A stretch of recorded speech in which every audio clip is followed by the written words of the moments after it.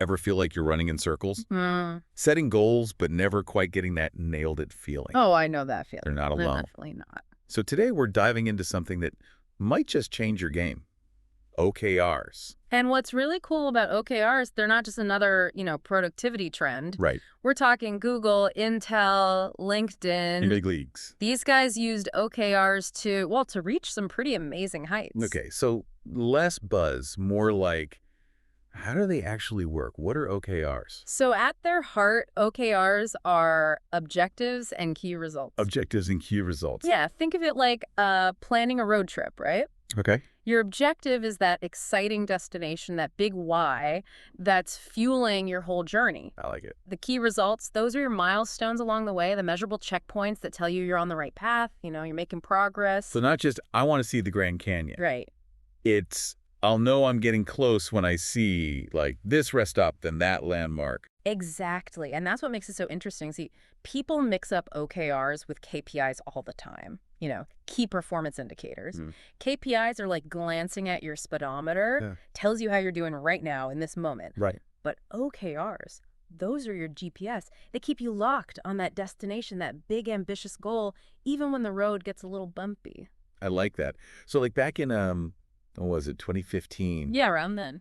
Intel used OKRs with their global sales team. Yeah. And they didn't just aim for some vague sales increase. They got laser focused. That's right. They wanted a 10% quarterly sales growth. Wow. Ambitious. Totally. But here's the thing. They tied that big team objective to every single employee's individual goals. Everyone was moving together, in sync. Pulling in the same direction. You got it. Yeah. And it worked. They saw a 5% overall sales growth that year. Which, for a company as huge as Intel, that's massive. That's huge. Okay, so this isn't just some, fluffy concept. No. But I'm guessing there's a strategy to setting effective OKRs. It's not like just throwing darts at a board. You hit the nail on the head. There are 7 key principles that are like your guardrails. They'll stop you from veering off track and really boost those chances of success. Okay. Think of them as your OKR cheat sheet. All right. Hit me with it. Principle number 1. Clarity is king. We're talking crystal clear objectives and key results that everyone, from the CEO to like the newest intern, understands in the exact same way. So no room for wishy-washy interpretations. No way. Or goals that could mean 10 different things to 10 different people. Exactly. For example, instead of boost social media engagement. What does that even mean? Right. You'd say increase Instagram story engagement by 15% by the end of the quarter. Okay. Specific. Measurable. You got it. So that's got to be principle number 2. Right. Measurable progress. You're on a roll. Your key results, they have to be quantifiable, something you can track with real numbers.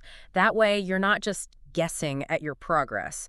You're looking at the data to tell you if your strategy is working.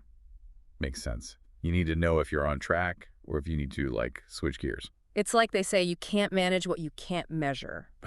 That's a good one. Okay, so we've got clear objectives, measurable results. What else? What's next on this OKR success list? This is where things get, well, you have to find that balance between ambition and being realistic. And that's principle number 3. All right, shoot. You want those objectives to be exciting, right? Yeah. To push you out of your comfort zone. Yeah, you got to have those big goals. But, and this is important, they also got to be doable. Doable. With the time, the resources, everything you have available. Right, because otherwise you're just setting yourself up to, like, crash and burn. Exactly. It's all about finding that sweet spot. Yeah. Dreaming big, but keeping it real. Okay, I like it. So it's kind of like, I might dream of writing a novel in a month. Okay, yeah. But realistically, with my schedule, aiming for a chapter a week, that feels way more doable and way less likely to make me want to, like, throw my laptop out the window. Love the analogy. All right, so now let's say you've got those big, exciting, but achievable goals all set. Check. This is where principle number 4 comes in. Strategic alignment. Okay. Picture this. You're on a rowing team. Okay. Everyone's rowing at different speeds, different directions. What happened? Total chaos. You're going nowhere. Exactly. You're not going to get very far, are you? Your OKRs, they're kind of like that rowing team, from those big company-wide goals all the way down to like individual team members, even personal objectives. They got to be in sync. They got to be rowing in the same direction, all supporting that one overarching vision. So it's like everyone has their own lane, but they're all part of the same race. You got it. Yeah. And this is where it gets really cool. Principle number 5 is all about personalized goals. Okay, I like this one. This is where each team member's individual OKRs come in. Okay. They should line up with the team's objectives, for sure, but they should also fit with their own goals, their own passions. So like if my company's goal is to say expand internationally, Yeah. and I'm like really passionate about languages, Mm-hmm. my own OKR could be to become fluent in, I don't know, Spanish by the end of the year. Perfect example. It helps the company. It helps me grow. Win-win. You nailed it. But here's the catch. None of this works without principle number 6, transparency. Transparency. We're talking open communication. Everyone's OKRs are out in the open. CEO, the intern, everyone. No more secrets. No more secrets. That's how you get real collaboration. No one's wasting effort. Everyone's in the loop. Makes sense. So no more teams working in silos, hoarding information like it's like buried treasure or something. Precisely. Transparency creates trust, and you need trust for any team to really succeed. Okay. This is making a lot of sense, but I'm kind of a visual learner. Yeah. Could we maybe walk through like a real world example, how different teams, maybe even individuals, could use this? Yeah, so transparency. Everyone's on the same page. Got it. But I'm still kind of fuzzy on how this actually plays out, in the real world. Can you, paint a picture for me? Absolutely. So let's say you're leading a marketing team, right? Okay. Your big objective, the main one, is to really boost brand visibility. Got it. And we're not talking about just getting a few more likes on Instagram. Mm-hmm. We want a real noticeable difference in how the market sees your brand. A real shift. Yeah. Okay, so where do OKRs fit in? How do we go from just, wanting more visibility to actually making it happen? That's where those nice measurable key results come in. Okay. So instead of just increased brand awareness, All right, which is kind of vague. way too vague, Yeah. you might say, okay, let's aim for a 15% jump in organic website traffic, 1,000 new subscribers to our newsletter, and maybe even get featured in 2 big industry magazines. You see, we're getting specific. Specific and measurable. Okay, it's like taking this big, exciting goal and breaking it down into steps, things you can actually wrap your head around. Exactly. And within that team objective, each person on your team, they'd have their own personal OKRs, right? Okay, And those all connect back up to that bigger picture. so it's like a puzzle. Kind of, yeah. So your social media manager, they might aim to increase engagement on their Instagram stories by 10% or partner up with 3 influencers in your niche. So everyone's working together. Everyone's got their own thing, but it all comes back to that main goal. Just like that Intel example from earlier, it's not just about goals. It's about making sure they all fit together and actually push the whole company or the whole team forward. You got it. And the best part, OKRs aren't just for these big companies. Really? Oh, yeah. You can use them in your own life, too. Okay, I like that. Let's say you want to write a novel. Oh, big goal. Huge. But instead of getting overwhelmed by the whole thing, you could break it down. Right. Yeah. Like this week, I'll finish a chapter, or I'll go to 2 writing workshops this month. Even just every morning, I'm going to write for an hour. So you're taking that big, scary dream and turning it into smaller, manageable things you can actually do.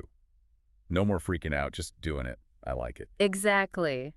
But we got to be real here. OKRs, like anything else, they have their good and bad sides. Right. Got to keep it real. Yeah. So what are some of the downsides? Well, for one, OKRs, they need attention. You can't just throw them together and hope for the best. You Right. got to spend time really figuring out those objectives, thinking about what results actually mean you're making progress, and of course, getting everyone on the same page. So it's an ongoing thing, not just a set it and forget it kind of deal. Right. And there's a risk. If you're not careful, you might get so focused on those smaller, shorter-term goals, you kind of forget about the big picture, Yeah, it's like so focused on sprinting, you completely miss a turn on the road. Exactly. And then there's always the possibility of goals clashing. Oh, right. Different teams might have OKRs that seem like they're working against each other, and that can get confusing. It's a recipe for wasted time and effort. That's why talking to each other, being open about everything, it's so important. Communication is key. But when it works, it seems like those benefits, they can be huge. Oh, absolutely. When you do OKRs right, they can change everything. Teams work better together, everyone's on the same page, people are more motivated, and they actually get better at what they do. It's like you're giving everyone this clear roadmap to success. Yeah, got it. As individuals and as a team. And don't forget about that awesome feeling of checking things off your list, seeing yourself make real progress. Super motivating. So before we wrap up, one last thought for you, our amazing listener. We've covered a lot today, from those nitty-gritty measurable results to why it's so important for everyone to be on the same page. So here's a question. If you could pick just one area of your life to try these OKRs out, what would it be? What's that goal, that dream that you're ready to break down and conquer? It could be something big or something small. Maybe it's a personal project or a skill you've always wanted to learn, or even just getting better at managing your time. It doesn't matter what it is, as long as it's something that makes you excited, something where you're ready to really see what you can do. That's a great point. We've given you the tools, the know-how, and hopefully a little bit of inspiration. Now it's up to you to put it all into action. And we'll be back for our next deep dive with a whole new topic to help you navigate this crazy world of information.